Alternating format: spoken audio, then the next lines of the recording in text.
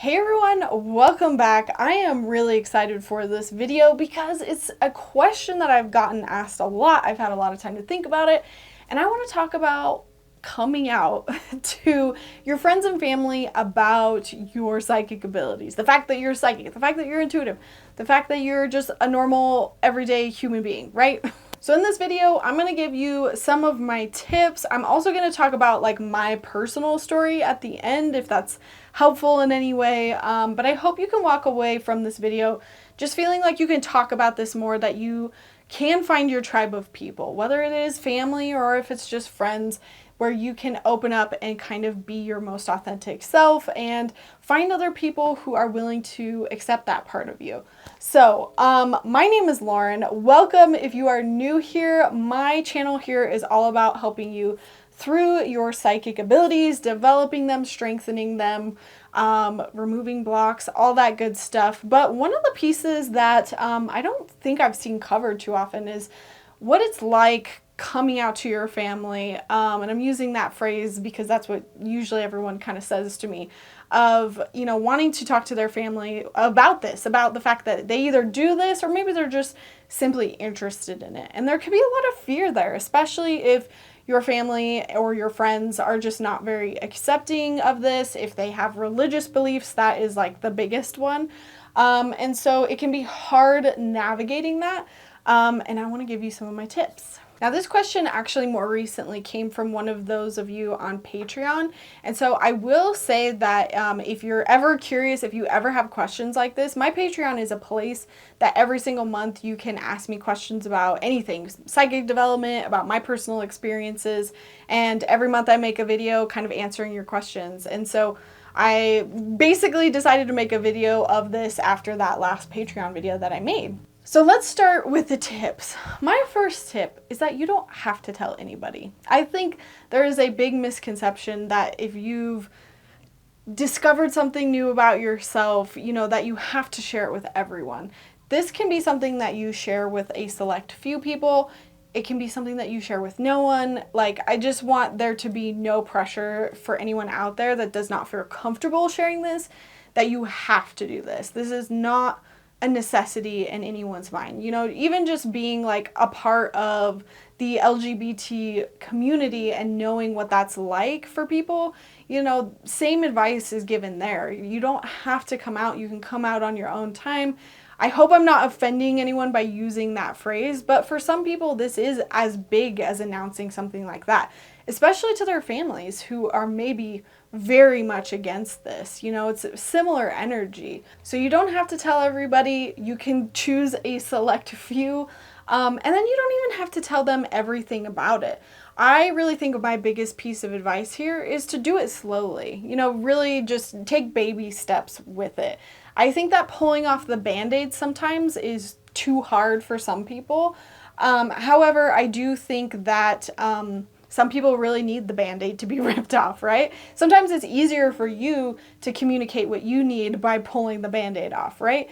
However, in my personal experience, which I will share later, I think that it's best to take baby steps with it. You know, this could just be bringing it up in conversations here and there, like, you know, oh, hey, have you heard of this person? Just to like gauge an interest level. Like, have you heard of this psychic? Or have you seen this show? Or maybe that's not the best way of putting it, but like, oh my gosh, yeah, I did a dream interpretation once, you know, and like see how someone reacts or something. You don't have to come out of the gates being like, I am psychic and these are my guides and this is what I believe and I've been to 8 seances. You know, like, it doesn't need to be like that. It could be very like toes into the water sort of thing. My next tip, and honestly I should have started with this tip, is that if you treat it like it's a big, scary, dramatic thing to share, then it's going to be a big, scary, dramatic thing to share. Now, I'm not trying to invalidate anyone's like feelings on this. Like, if it is scary, you are valid in those emotions. I totally get it, you know, but what I'm trying to say more is that, you know, it can be you can feel like you need to make a big grand thing, like you need to sit down your family and have like a talk with them. Like, no, it doesn't have to be like that. It can be something in passing, something that you mention offhand. You can just let them find out on their own, like online or through word of mouth or through some friends. When you blow something up into a big scary thing that you have to do, I think it makes it harder to do. So my biggest thing here is just to kind of do baby steps, treat it nonchalantly. I hope that that helps some of you. Again, use your own intuition on what feels best for you and how you communicate with people. But I think for people like myself, I think that if I would have been like, oh my gosh, I need to invite everyone over and have them sit down and like talk to them all in person, and I'm gonna have to tell them everything about my spiritual journey and everything, like I would have not done it. And so I think I chose not to do that. And it was much better received because of that. But it doesn't need to be a big thing. That's like all I'm trying to say. It doesn't need to be a big shebang. You don't need to throw a party. Maybe you do. Like maybe if your family's totally into this, like heck yeah, throw a party. My next tip is to bring it up naturally in conversations. Assuming you're kind of following the rest of my advice, I think that, you know, sitting down to talk about it it puts more pressure. It makes the other person feel like they have to like make a decision or like accept you or not. Really, I think when you throw it into a conversation like, oh yeah, this is just something else I do. This is something fun I did over the weekend. You know, I think that people in a way have to kind of accept it a little bit more because there's no room, like you're not open to argument about it, if that makes sense. You're just kind of like bringing it up nonchalantly and you're just moving on and talking about something else. The other half of this, I would say, is to know when to end the conversation as well. And I think this is just taking cues from people around you and being like, they do not look like they are interested in talking about this. I'm not going to push this with them. And I think, you know, stopping at a certain point so that you don't get into any conflict is important, because that's like the exact opposite of what you want. I mean, really what we want here is we want to be able to share something we're excited about, something that is so much a part of us that we want other people to understand us more, right? We're in some ways seeking people's approval, seeking people's love. And so if you realize you're going down this path where someone is not going to give that to you, not that that's what that's all about, not that that's what it's all about, but if you start to notice that they're not going to give that to you, don't waste your time. And that kind of leads into my next tip of like, not everyone is going to be for this, so don't try to convince everybody. Early on in my journey, I would try to convince people that this was like real and that what I did was real. I was all about like convincing people. And really what I was trying to do was just convince myself that what I was doing was okay. I was looking for approval in outside people. I often didn't get that. Sometimes I did. But if you notice that people aren't going to give that to you, don't disappoint yourself. Don't create conflict. You know, just end the conversation. Again, this is not going to be for everyone, and that is okay. I really think that the people that really love and support you will support you. But that doesn't mean that they have to know everything, learn about everything. You know, some family members and friends just want to keep a distance from it, and we have to respect that. And I think one of the biggest values that I have is just not pushing my beliefs on other people. You don't want people to push their beliefs on you, right? We're not going to do the same. So I think that is something that I always hold on to, and it should anchor you as you move forward with who am I talking to? What kind of conversations am I going to engage with? Because if you're moving down the path of trying to convince people or push your beliefs on other people, you know, that's starting to get into an area that probably a lot of us, you know, have experienced before from others. And, you know, we don't want to give that same energy back. We don't want to make other people feel uncomfortable. And I think it's very important that you don't push your beliefs on anybody, no matter what religion, what spirituality you have. Another tip that I would recommend, maybe even before you kind of talk to people about all of this, is just like journal or meditate on, you know, where your fears are coming from. Like, why do you have a fear of talking about it to this person or this person? Or why do you have a fear about talking about, this particular part of it? Maybe you're okay saying you're psychic, but diving into mediumship starts to make you uncomfortable. It's about facing those fears, asking where they come from, doing that inner work. And sometimes you'll dig up some stuff. You'll be like, oh, well, it's because my family has very religious beliefs. I don't want to disappoint them. And I think working through some of these things up front will just help you be prepared in these conversations. It'll help you not feel like triggered if somebody brings something up. You can just be more prepared. And then maybe you might also realize that, you don't need to tell somebody, or you might end up saying it in a different way. So I think that any sort of inner work around your fears on this beforehand, obviously definitely going to help. Another baby step that you could also take is, instead of calling yourself psychic, you could just say I'm intuitive, or I use my intuition instead of I use my psychic abilities. Some people don't like hearing those words. It brings up images of very stereotypical things that are incorrect. So obviously it would probably scare them. However, hopefully on the side, we're all going to change that image. That's the goal here on my channel. Anyways, but if you want to, you can just use softer words. I knew plenty of people when I was studying at the Aspen program who chose to call themselves intuitives instead, just because of their work environment, their family situation, their age. For whatever reason, it might have been more palatable to those around them. Now, I joked in my Patreon video that I'm such a bold person that I'm always like, nope, I'm psychic, this is who I am, deal with it. And you might be that way too. So that one might not be for everybody, but sometimes that does help break the ice and, again, move forward in baby steps. Now, my last piece of advice here, I'm assuming most of you are psychics to some extent, and I really draw the line between the psychic ability and religion. Those two are not the same things. Religion, spirituality, that's your belief system. Psychic ability, I really believe, is like a skill. And so, you can just talk about it as if it's a skill, as if it's something that you learned how to do. But you can keep your religion and your personal beliefs out of it. And one of the things that I've heard often from people is that you can keep your religious beliefs to yourself. And I often do. I try not to bring my religious beliefs into my videos, into my channel. Obviously, it's hard for them not to coexist. It's not completely rid of it. And if I do talk about them, I do give a hey, this is my opinion, this is not fact. But your religious practices, the things that you do, the guides that you work with, that can be private. You do not have to tell anybody about that. Even your partner, that can be sacred, that can be private to you. You do not have to share that piece of it at all. And when I was given that permission, I was like, oh, sweet. I'll just tell people that I do this, but that doesn't mean I have to go into what I believe unless I really, really trust that person. And I've had to make that call several times. I've had to be like, yeah, I don't trust this person to accept or even be able to have a conversation about beliefs.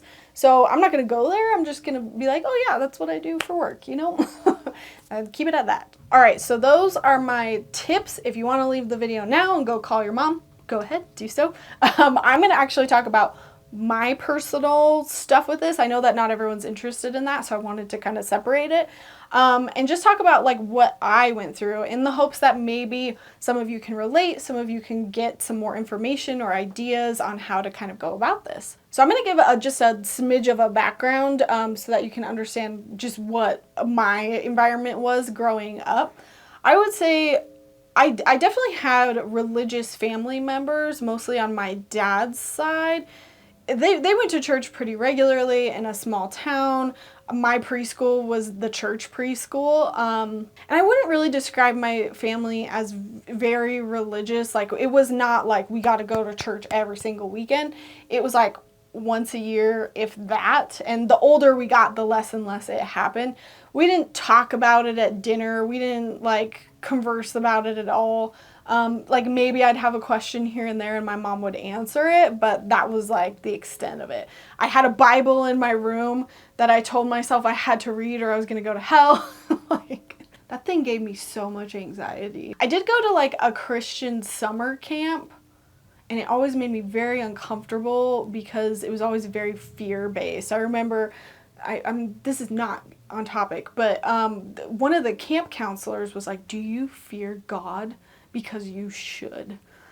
I didn't have very many horror stories growing up as a Christian, but I also didn't have very many stories of like doing a whole lot. Like I did, what is it called? Like youth group once, and I remember being like, Mom, I want to sit with the rest of everyone. I don't want to do that. I can understand the material. I want to go sit there.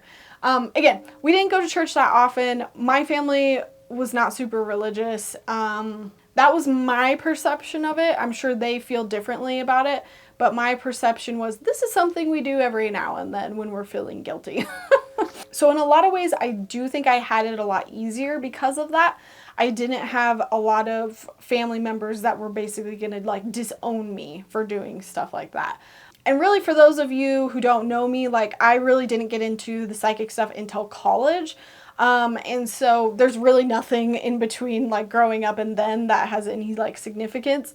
So how I got into all of the psychic stuff was that my dog died. I wanted to see a pet psychic, went and saw a pet psychic. I'm still like really good friends with her to this day. She's taught me so much. That's Lizanne Flynn, by the way. I love her. And she's here on YouTube. She does podcasts, by the way. But basically, after that experience, I just wanted to learn. And she was the one who told me, you can learn. You can learn how to do this. And I was like, oh, really? I thought you had to be born with it, just like everyone thinks, right? And so I think I was walking around my local metaphysical store, saw the pamphlet, Psychic Development Program, Aspen Program, and all these classes, all these certifications right around the corner. I learned how to be psychic, right? How I broke the news to my family was I said, hey Dad, I want to pay to go to these classes. Can you pay for them? And he said, sure. My dad is great. He didn't even question it. I also had taken all sorts of courses. Like I took like a event planning course because I thought I wanted to be an event planner for a hot minute. My dad was just so supportive of anything that he was, just gung-ho for anything. I don't think he thought I was going to do it like as a career or anything, but he basically paid for all my Aspen program courses because I was a broke college student, not working. He paid for me to basically be a psychic. Thanks, Dad. This is going to be long, sorry. And I remember back then just treating it very nonchalantly, like, oh, I'm going to go to my psychic classes. Okay, bye. And I went in with the intention of saying, no one's going to challenge me on this because I'm being honest, I'm being open. There's nothing scary about this. Like, challenge me, like, bring it up, not in an aggressive way, but like, I wasn't hiding it, And I took all these classes. I don't know if I talked very much to my parents about it. Like, I think I did, maybe here and there. They probably would be able to tell me better. But basically I graduated from the Aspen program for psychic development. We had a graduation. We went to like a local library. My teacher had like a speech. All the other teachers came. We took photos. She gave out our certificates. She talked about each and every one of us. It was like so validating. I love that day in my memory. And I remember inviting my parents, not thinking they would come. Not because they don't love me or support me, but because I just didn't know what they felt about it. But they came. They came anyway. They both showed up. They dressed up. And I truly think that part of Karen talking about intuition, she knew that there were going to be people there who had no idea what we were doing, why the heck we were doing it. So she made that program. She put it in layman's terms. She told people what it was. She was very matter of fact about it. She validated what we were doing. She gave examples. She, told us about, now I'm remembering it. She like told everybody about everybody's strengths. I wish I could remember what she said about me, but I think having that outside validation, my parents probably accepted it a lot more. I don't know how they actually felt. Maybe they were just putting on a face to support me and they really thought, what is this? This is weird. Who knows? Maybe I need to interview my parents. That would be fun. So at that time, I've always just been very like open and honest to the people around me. And I've always been like, if you don't like me, like deal with it. And I was really bad about that kind of back in high school. And I think I was just, I don't know what it was about me. I'm not that way anymore. You know, I think it was because I was in the film program, and the film programs were always male centered, always boys, and they were always doubting me. And I always wanted to prove myself, so I had to be the best filmmaker there. And I often was in a lot of my classes. And so was my husband in his classes. That's why we were like the power couple that came together, and we were like, we're the film bosses. Anyways, I'm sorry, I'm getting way off track here. I haven't filmed a video in a hot minute. So point being, all my friends at that time in college students are just way more open. I loved college because of that. They were like, you do this, you do that, fuck yeah, awesome, you rock, you know? A lot of people were into it. I think also, I am in Colorado, forgot to say that. We are a much more liberal state. Lots of yoga people, lots of people into this, I didn't have to fight a whole lot of people to be able to say what I do confidently. So a lot of my friends and family knew. A lot of friends at that time would get tarot card readings from me. They were probably the most garbage tarot card readings in the world, because I didn't know tarot and because I was learning my psychic ability, didn't know what I was doing. So all my friends had been super supportive. I really didn't have a problem with any of those people. I was always a little concerned about family members, more because of all the horror stories that I heard from all these other people that I studied with. And so I remember just deciding to create a Facebook page. That was the first. It was Lauren's Intuitive Services, which is now Psychic Lauren. And I created my first Facebook page, and I said, I'm not going to invite my family members to this. I eventually did. But I said, nope, I'm not going to invite them. They can find me on their own. If they find me, they can decide if they want to follow me, but I'm not going to pressure anybody into that. So I just started. I started building my brand. I started my YouTube channel, technically back in 2014, but I don't think I uploaded anything till 2017. But basically this whole time of me growing as a psychic, building my brand, I decided not to actively tell my family members. I obviously told a few here and there by testing the waters, by working it into conversations and seeing if they were okay with it. If they were okay with it, I would open up a little bit more. I am a Scorpio moon, so I keep my emotions very close to my chest. So it's been many years of my family members finding out that I do this. Obviously my immediate family knew exactly what I was doing. I would talk to them about it, and then maybe they would share it with other family members. This is how I found out that my grandmother, my mom's mom, was actually super into this. She's been into this for ages, and it wasn't until years after the program that I found out she was into this. And then it brought us so much closer together because I was able to talk to her about this. She was talking to me about burying, I think they were Santa Maria, some sort of statue on the corners of her property to help sell her property. Apparently she had somebody come smudge her mansion. My grandpa thought she was crazy. All these things, and I find out after the fact that she's totally into this. Now we have something that we can bond over.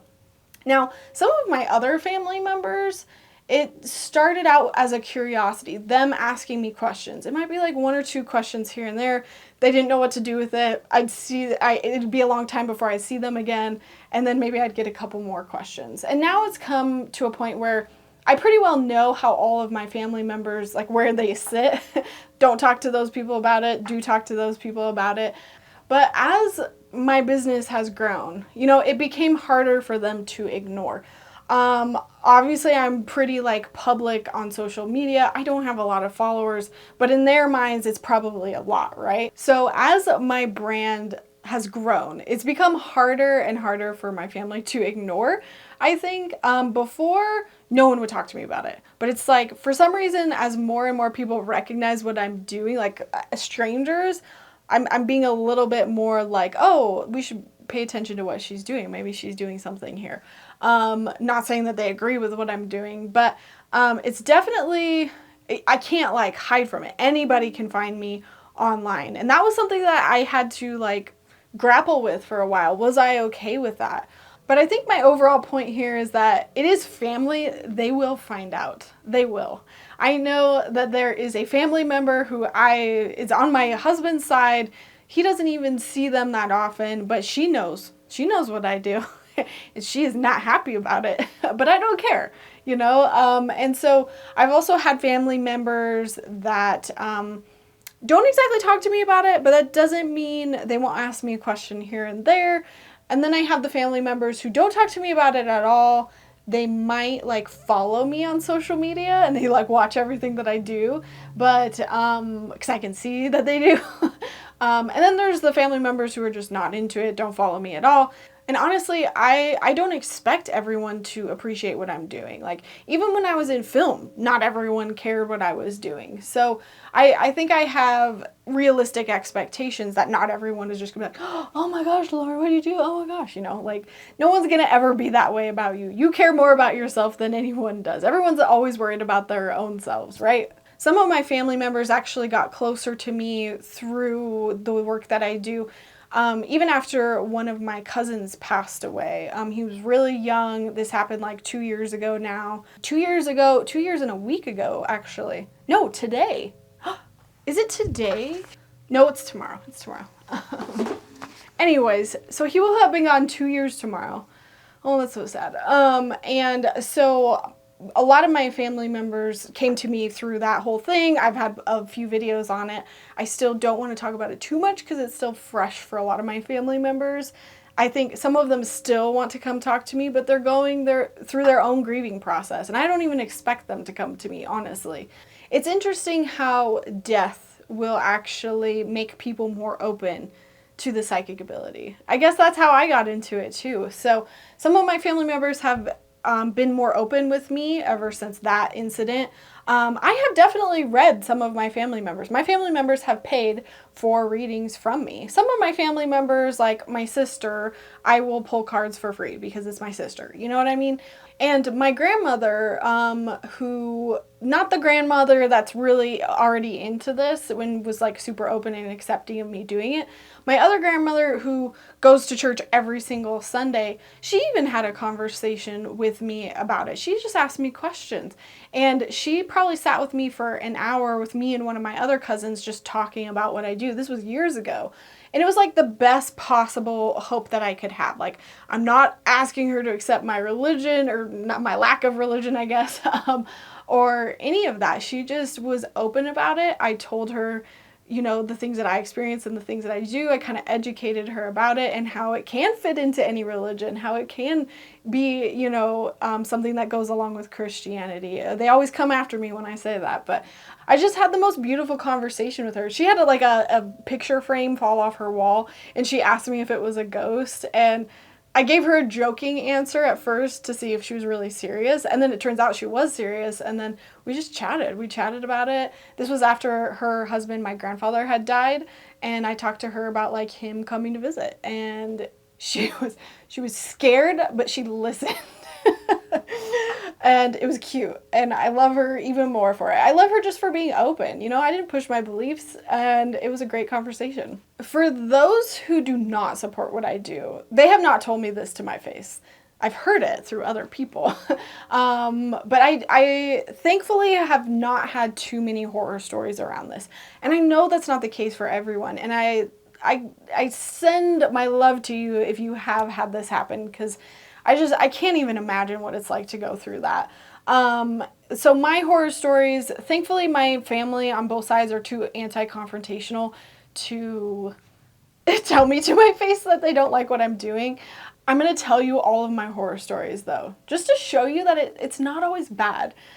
First horror story is just that my friend got really drunk one time. This was way back in college. This was when I was being pushy and trying to convince everybody of my beliefs and that we should all believe the same thing. That's the hard way that I learned that you can't do this.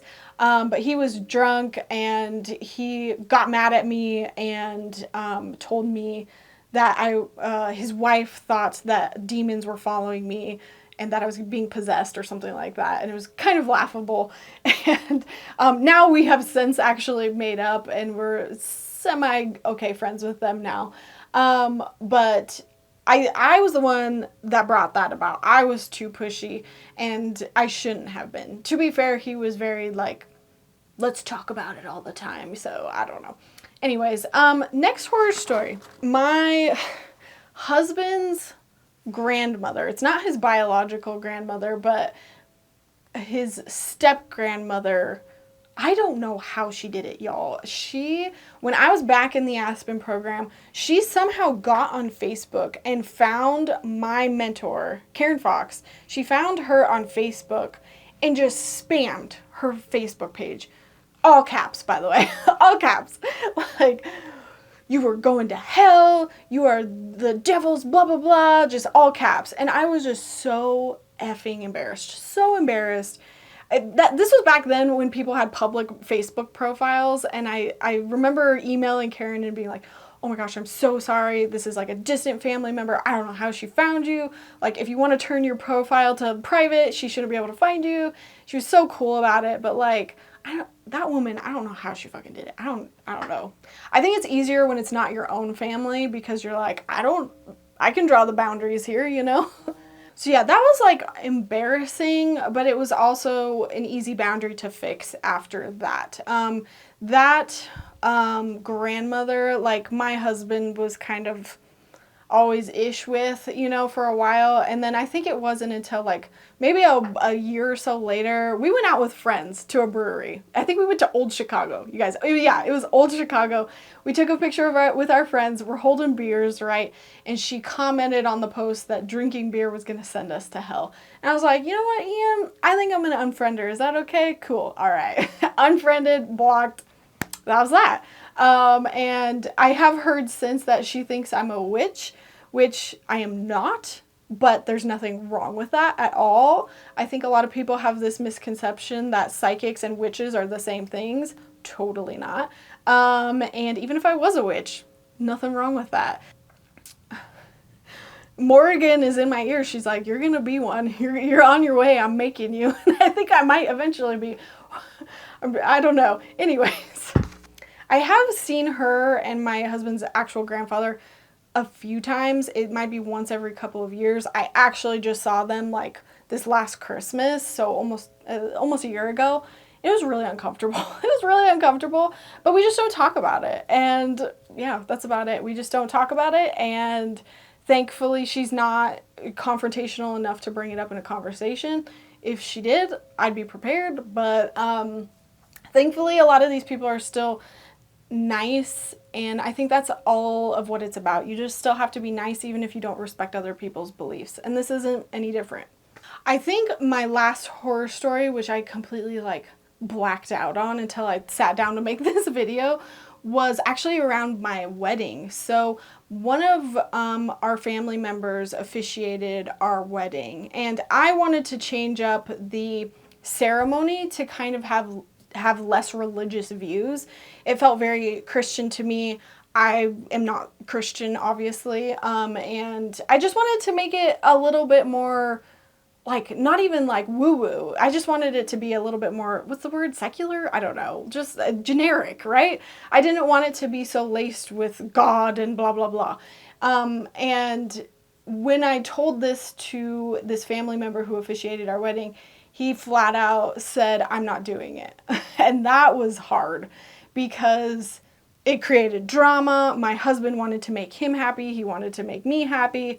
And I think, what happened? I just said, you know what? It's not worth breaking ties over. And I just said, I think I emailed him back and said, you know what? We can just use your script, whatever. Like, I don't want this to be a fight. And I regret having done that. However, I don't regret saving that relationship for my husband's sake. And he came back and said, what do you mean? I never was not gonna do it. And I was like, I have the email. That's called shadow work. Shadow work I still need to work through. My in-laws, my mother-in-law is fantastic. She's totally into the woo-woo stuff, almost even more than me, I would say. And so she's super supportive of this, never had a problem. She throws events, she throws parties. I love it. I'm always there for it. And then, not always there, but like, you know, I support it.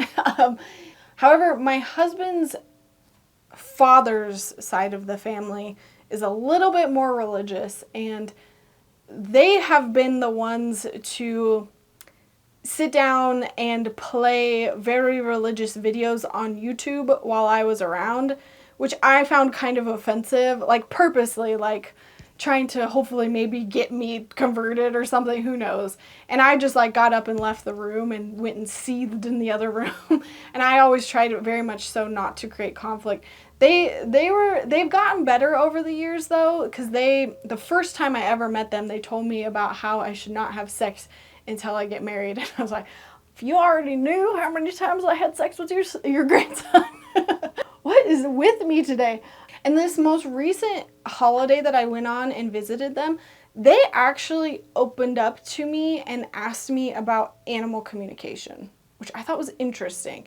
I think that was the only one that they must have been okay dealing with. However, and I toiled with this while I was there, I was like, I know they're opening up a door, right? I know they're trying their hardest. However, me jumping into that topic requires me to explain a little bit about my religious beliefs, which I know they are not okay with. And so I decided to not engage in that conversation. I kind of deflected it every time that it came up. I appreciated the intention, but I just didn't want to go there. I didn't want to make things worse, you know? So some people in your family, you just might never ever be able to talk to them about that unless they make some changes and you feel more comfortable around them, and that's totally okay. So that's the extent of my horror stories with family and friends. I've had people be really good about it. I think in my video where I interviewed my husband, we've talked about like colleagues that maybe have been like, what? But like, it doesn't matter as much when it's people that are close to you. When it's people that are close to you, it hurts more and you care about their opinions more, and that's just a part of this process. I think the biggest thing is you just have to set your boundaries, and you have to know that you are not gonna make everyone happy, and you have to be okay with that. And honestly, you don't owe anything to anyone. You know, you don't have to explain, you don't have to go into any of it. You don't have to share it until you're ready. In my opinion, I think you should keep your social circle to the people that are going to respect all parts of you, all parts of you. And I think I've, over the years, slowly detoxified my social circle because I knew they wouldn't be accepting. And this is like more friends. And it was like, I felt like I couldn't be the most authentic version of myself because I'd be too afraid to post about something or something. And so I realized, you know what, this is my life. I hardly see these people. I'm not going to keep catering to these random people that make me feel nervous that I never see. So my social circle has become smaller. And by that, I mean like the friends that I keep online and who sees my stuff. I've actually gotten off Facebook and it's just, I feel like I can breathe. And two, I just want you to know that this might actually bring you closer to your family members. This could actually be a good thing. I feel like I didn't talk enough about the good parts of this because I'm trying to keep it short and I'm not doing a good job of staying on topic today. One of my favorite creators and YouTubers and psychics here on YouTube, her name is Chloe Taylor, and she always ends her videos with, she says the phrase, when you stand in your own authenticity, you empower others to do the same. And she's even talked about like how, you know, doing that within your family is even harder, but it encourages the rest of your family to be their most authentic self, and your friends too. And so I think the more authentic I have been to myself, the more authentic I get from other people. Like I have had people open up to me about all sorts of things, and we've created a strong bond because they see me living in my truth and I see them living in their truth. They just mirror back what I put out. And people can't match that vibration. People can't match that energy. Some people, that makes them uncomfortable. They don't know how to be authentic and vulnerable and genuine, and so it makes them uncomfortable. And it's not your job to fix them. It's not your job to even tell them about it. You are just supposed to worry about yourself. Really what I'm just trying to hopefully get at in this video is that you can do this in any way that you want. You can do it as quickly or as slowly as you want. You can tell certain people, you cannot tell certain people. But at the end of the day, you have to live your authentic truth and not cater to what everyone else wants the image of you to be, you know? And I think part of developing your abilities and connecting with your guides is validating yourself and saying, no, I am going to be this. I am going to be, my most authentic version of myself. And it helps strengthen your abilities. It helps strengthen your connection with that divine, whoever you believe in, whatever you believe in. And so I think it's something that we might have to do, break that news to our family. It doesn't always end poorly. It can actually end very positively. And ultimately what it's supposed to do, I think, is bring you peace. And I think that should be the goal with all of this, is bring you peace so that you can live and do the things that you want to do. Be as psychic as you want to be.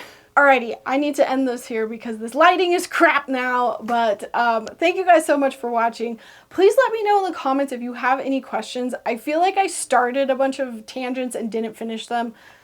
I don't know. I'm happy to answer more questions. I also want to know how you all dealt with like coming out to your family, especially because it might help somebody else in the comments down below. If you have any other questions about this, feel free to jump on over to Patreon and I can talk about it in more detail. I feel like I left out so much. All right, we're just gonna end it.